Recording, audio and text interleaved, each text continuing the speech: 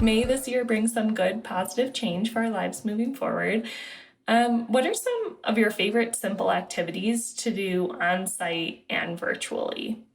So I think in the vein of keeping things simple right now, I think the best thing you can do is get a like basically a curriculum, a library of your stimulus materials. And this is what we call it on our site. Basically the flashcards of the words or the worksheet where you're like, look at this page. This is the thing I need you to do. Get that on the computer and then figure out if you're in person, figure out how to use your computer, your iPad, your phone to pull that up digitally instead of using all your flashcards and your paper materials. Because what's happening right now is so many people are having to switch back and forth.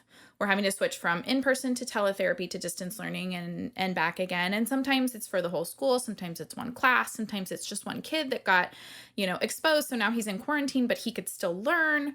So there's so much uncertainty that I think having your main materials on the computer in some capacity is key. And like right now we have our digital curriculum inside our membership area. And so people can just pull up the worksheet or pull up the stimulus item.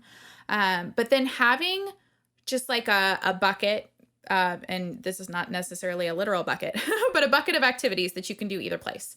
So say, okay, if I need to go online, I have my Pinterest board or I have my, just a bunch of bookmarks on your browser. It doesn't have to be fancy, but just things that you've already looked through and you're like, hey, this game would be good for most of the kids on my caseload, regardless of what we're working on. It's just something to engage them. So if you're working with teenagers, it's obviously going to be a much different set of activities and videos and games than if you're working with preschool.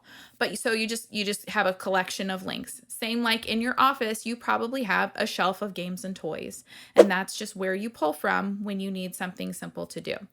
Now, if you're in person, we've got this whole problem of disinfecting that's happening right now. So keep that in mind if you haven't already gone back to in person yet. You're going to have to think through that. If you've got a game with like 700 little pieces, I highly recommend you just don't. That's just put that one away. Try to find activities that are fewer pieces, that are easy to just wipe off and go. Those kinds of things. So yeah, you have your go-tos, and I like when I was working in the preschool, I had my bag, I just bought crates. I think I had crates because I was in my car and I drove around. And so I just had a crate and I would just grab a couple games. I always went for the travel size because they were just easier to move around and organize. And I would just throw them in my bag and we'd come in. I'd be like, what's in Carrie's bag today? And we'd pull something out. So it's the same concept, whether you're online or you're in person. You have a bag of tricks and you just pull things out as you need them. Well, I've never met an SLP that doesn't have at least one crate, Carrie. So I know, right? It's like you get it when you get your diploma. Yeah. Here's your diploma. Here's your crate. Yeah.